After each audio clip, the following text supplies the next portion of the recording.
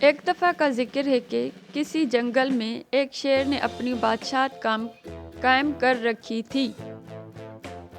وہ جس جانور کو بھی حکم دیتا تو وہ جانور فوراً اس کا حکم بجا لاتا۔ اگر کوئی جانور اس کی حکم عدولی کرتا تو اس کی شامت آ جاتی، شیر اسے مار مار کر آدھا موا کر دیتا اور دوسرے جانور یہ سب کچھ قریب سے دیکھتے رہتے۔ ایک دفعہ خدا کا کرنا ایسا ہوا کہ شیر نے حسب معمول گیدڑ کو حکم دیا کہ وہ بازار جائے اور اس کے لیے ڈھیر سارے کھانے لائے۔ اگرچہ گیدڑ کے لیے ایسا کرنا ناممکن نہیں تو مشکل ضرور تھا، مگر گیدڑ نے شیر کے غصے کو بھاپتے ہوئے دیکھا اور فوراً بازار نکل گیا تاکہ بادشاہ کے لیے کھانا پینا لا سکے۔ مگر اسے اس وقت سخت حیرانگی ہوئی جب گیدڑ خالی ہاتھوں بادشاہ کے خدمت میں حاضر ہوا۔ اسے تمام کہانی سنائی کہ اس نے سارا شہر چھان مارا مگر اسے شیر کے لیے کہیں سے بھی خاطر خواہ کھانا نہ مل سکا۔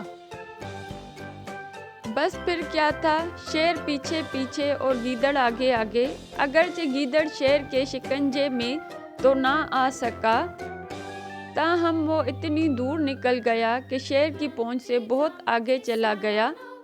بادشاہ شیر جب تھک ہار گیا تو اس نے واپس جنگل جانے کا فیصلہ کیا۔ دوسری طرف گیدڑ نے اللہ سے دعا کی کہ یا اللہ، میں دوسرے جانوروں کی طرح کمزور اور ناتواں ہوں۔ اپنی قدرت سے شیر کو ایسا مزہ چکھا کہ وہ کسی دوسرے جانور پر حملہ نہ کر سکے اور نہ ہی اسے کوئی حکم دے سکے۔ دوسری طرف ایک بار پھر عادت سے مجبور ہو کر شیر نے لومڑی سے کہا کہ وہ اس کے بچوں کی نگہداشت کرے اور اگر صاف برتن میں اس کے بچوں کے لیے دودھ لے کر آئے۔ لومڑی بھاپ گئی کہ ضرور دال میں کچھ کالا ہے اور شیر اسے بھی اپنے حکم سے زیر کرنا چاہتا ہے۔ بہرحال لومڑی مرتی کیا نہ کرتی، وہ بھاگم بھاگ شیر کے حکم بجا لانے کے لیے دوڑی کہ اچانک شیر کے پنجرے میں آسمانی بجلی آ کڑکی۔ شیر کے بچے بھی اس آسمانی بجلی سے سہم گئے، جبکہ شیر بری طرح زخمی ہوا۔ اس کے بچے بھی ڈر گئے، مارے ادھر ادھر بھاگنے لگے۔ یہ اللہ کا حکم تھا کہ اس نے دوسرے جانوروں کی بددعائیں لی اور شیر سے انتقام لے لیا،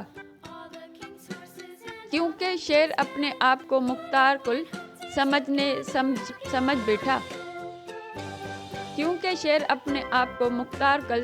بیٹھا تھا۔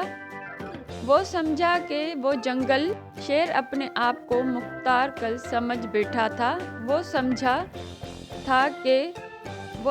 تھا کہ جنگل کے دیگر جانوروں کو بھی جب حکم دے گا وہ اسے پورا کریں گے، مگر مشیت ایزدی کے سامنے کسی کا بس نہیں چلتا۔ بہرحال جب جنگل کے دوسرے جانوروں نے شیر اور اس کے بچوں کا یہ برا حال دیکھا تو وہ خوشی سے پھولے نہیں سمائے۔ سب جانوروں نے اللہ کا شکر ادا کیا جس کی قدرت نے شیر کو بادشاہت سے نکال باہر کیا۔ تمام جانور بہت خوش تھے اور شیر کا حشر دیکھ کر خوشی مسرت کے ملے جلے جذبات سے لبریز ہو گئی۔ اب شیر کو اپنی غلطی کا احساس ہوا کہ وہ ناحق دوسرے جانوروں پر اپنا رعب جتا رہا تھا۔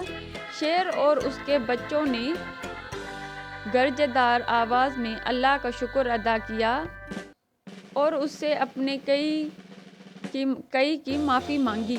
اللہ رحیم کریم ہے، اس نے شیر پر بھی کرم کیا اور آہستہ آہستہ شیر تندرست ہوتا چلا گیا۔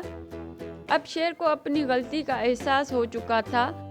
اس نے ایک محفل سجائی جس میں جنگل کے تمام جانوروں کی مدعو کیا۔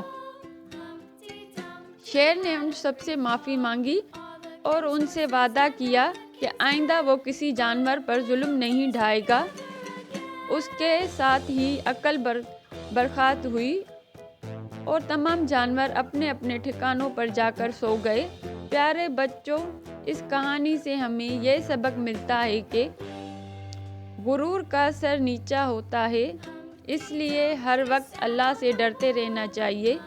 شیر اور تمام جانوروں میں دوستی ہو گئی اور یوں تمام جانور مل جل کر اکٹھے رہنے لگے۔